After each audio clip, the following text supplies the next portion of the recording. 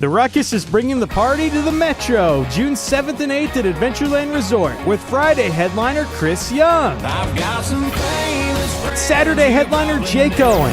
Yeah, caught up in a southern sun. Russell Dickerson, Maddie and Tay, Lauren Elena, Brian Kelly, and more. Festival tickets include access to the theme park and water park. Get your tickets at ruckusiowa.com. Use code word Steve for 25% discount for weekend VIP and weekend general admission tickets.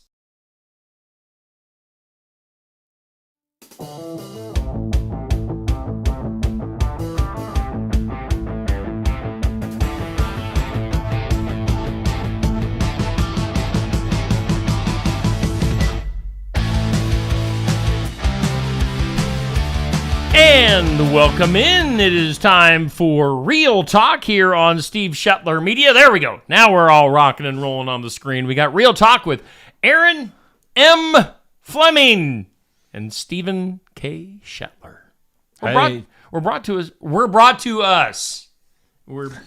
You and I are brought to each other by New Life Community Church in Wellman. Hey, that's actually true. We got to know each other at New Life Community Church in Wellman. True story. And so we'll just put in a little plug there for church attendance. Yeah. There's a lot of lonely people in the world, people struggling to connect. Well, there's just so many forces that pull us apart these days, Steve. You got to come together. You got to come together. And if I'm just going to throw this out there, even if you're not a real religious person, if you're lonely, give church a try. I mean, I hope that you'll find God there, but there's often friendly people. I hope every church has some friendly people in it. You hear some horror stories, right? Yes. Of churches with unfriendly people, but we're not here to judge them. Or are we? But Aaron's the pastor at New Life Community Church in Wellman, so get there on a Sunday. Get there on a Sunday. We have a good time. Our motto that you can see on screen here is, what is our motto? God, friends, fun. God, friends, fun. And we mean that. Is it in that order? I hope so. Yes, God, and then friends, and then fun. And I think fun comes last because we got to be serious sometimes. Yes. Yeah. Not on this show, but we got to be serious. God comes first. Friendship comes second. And friendship sometimes includes, and this is going to be a pretty nice segue here. Okay. Sometimes friendship includes saying tough things to each other. I saw an old friend yesterday, a guy by the name of David Johnson. He goes by Doc because that's what he had on his vanity plates in high school. Okay. And people just picked that up. But Doc Johnson and I were college roommates. And we were both gung-ho about our faith. And, we would try to get up early in the morning to pray together and, go to Bible studies together and stuff. And we were into accountability. Like, brother. Yeah. Because we talk like that. Right, brother. I will be accountable to you about anything. You can approach me about any sin that you see in my life. And that's a really fun thing to say to somebody so that you look like you're spiritual.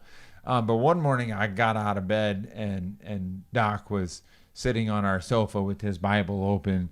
And he said, Aaron, could you sit down and talk with me for a minute? And I thought to myself, uh-oh, this doesn't sound like it's going to be a good talk.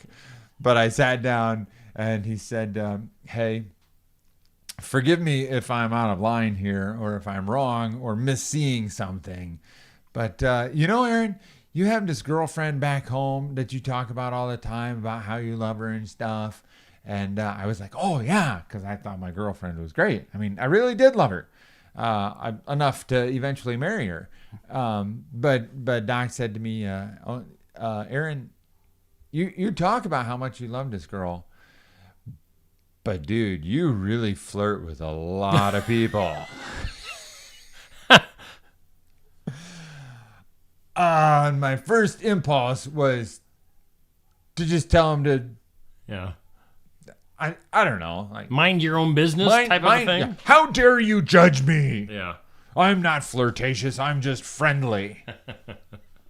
I wasn't braiding that girl's hair to try to get her to like me.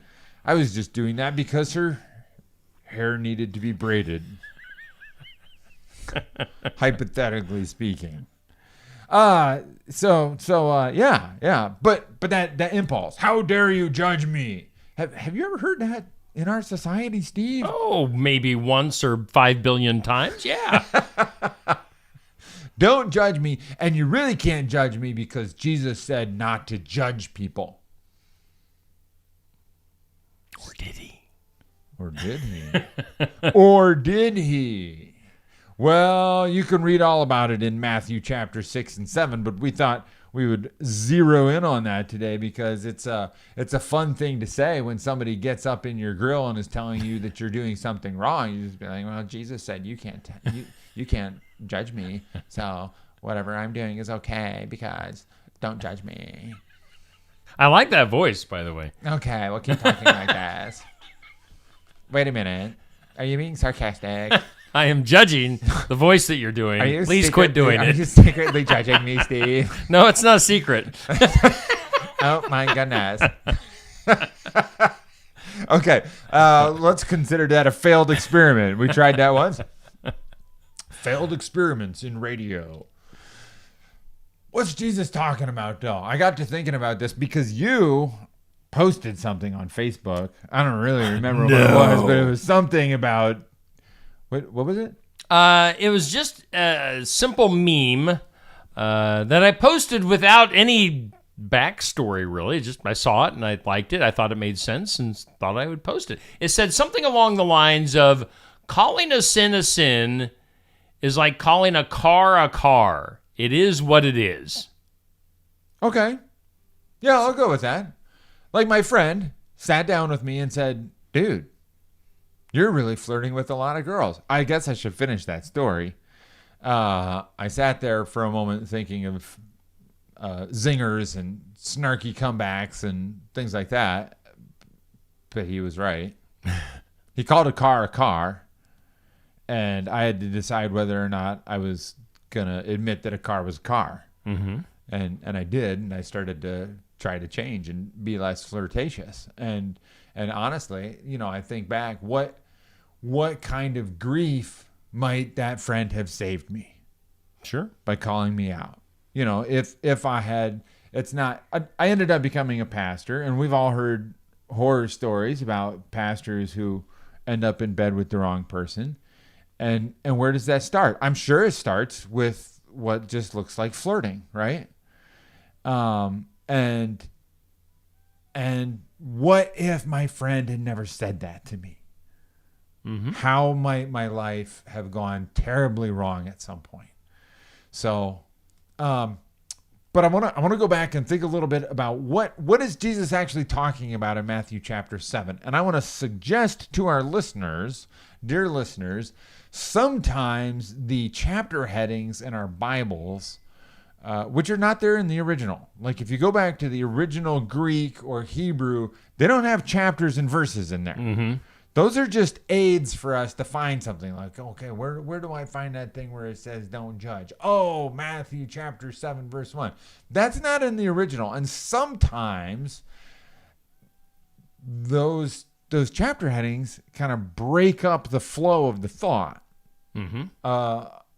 In the original. So in chapter 6, Jesus is talking about not worrying. Don't worry. And there's 3 really specific things that he's saying don't worry about. One is, what are you going to wear? And the next is, what are you going to eat? And then, what are you going to drink?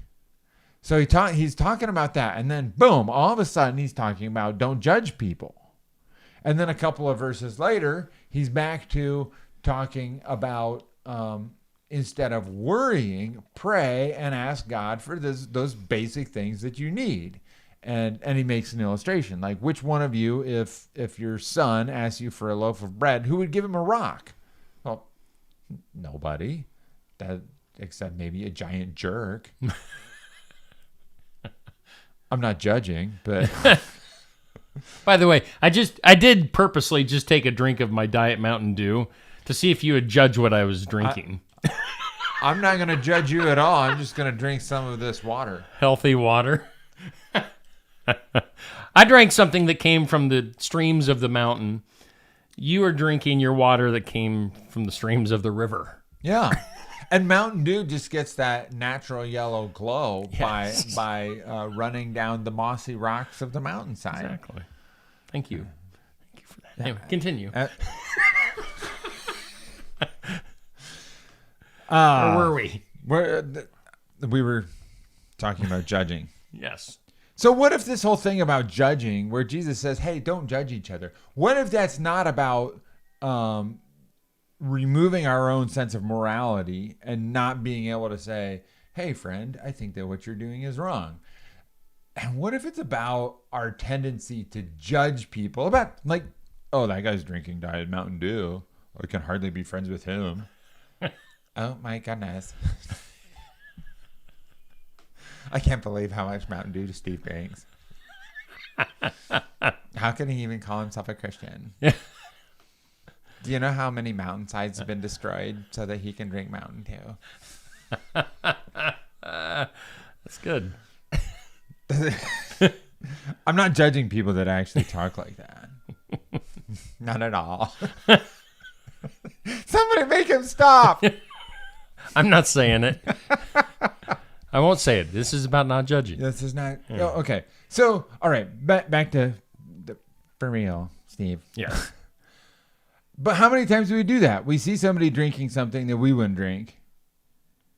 We see somebody wearing something. What is? Let's get real. This is real talk. What is a clothing style that you personally tend to judge? Probably something that reveals a little bit too much that I don't need to see. Yeah, like when you see another dude wearing a crop top. Exactly. That's like, kind of weird. Bro. Or another dude whose pants are too low. Yeah. Or it's somebody who wears shorts that are like skin tight and too high in the back. Or low in the back. We had a contractor once whose shorts were so short that the bottom of his pockets hung out. Yep. It's kind of like the Jeff Foxworthy, you might be a redneck. Right. And Jeff Foxworthy made a living. He made a lot of money making fun of his own culture. Yes. In a way, he was judging, but it was funny. It was funny because, like, we're kind of allowed to make fun of our own culture. He is a redneck, so he can make fun of rednecks, right? Yes. But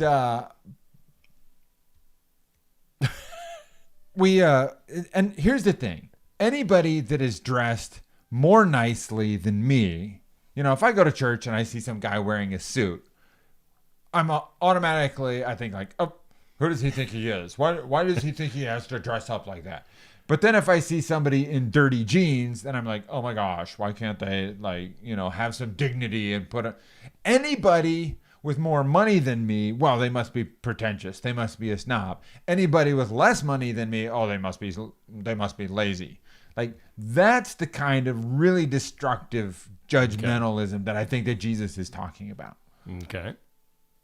So stop it. Yeah, I get that. Yeah. Somebody else drinks coffee without cream in it. Hey, it's really easy for Christians to see somebody drinking a beer and think, sure, heathen. Yeah. Or you see somebody not drinking a beer and you think, Pharisee, how dare you? And we tear each other up and we tear each other down for these external things. And then we don't have any bandwidth left for the really important stuff. Like, my friend in my story, dude, I think you flirt too much. Or some other really serious things where maybe we ought to be having real conversations about morality and if we're really living right. I agree. Yeah, we waste a lot of time doing that. Yeah. So, does that seem like a pretty good place to wrap up? I think we can hit the stop button here momentarily. Okay, well, we hope to see you at New Life Community Church in Wellman on Sunday at 10 o'clock. We meet in Parkside Activity Center up in North Park. God, friends, fun in that order. And we're working pretty hard to not judge each other for what we wear, drink, and eat. Oh, eating. We didn't even talk about eating. I'm gonna tell a story next week. Come back next week for this story about my wife judging people who eat corn dogs. All right. Can't wait. Well, he's Aaron. I'm Steve. It's Real Talk with Aaron and Steve. And again, we're presented by New Life Community Church in Wellman, Iowa. Make sure you check them out online on Facebook and see what's going on there. Aaron, till next week. See you later. All right.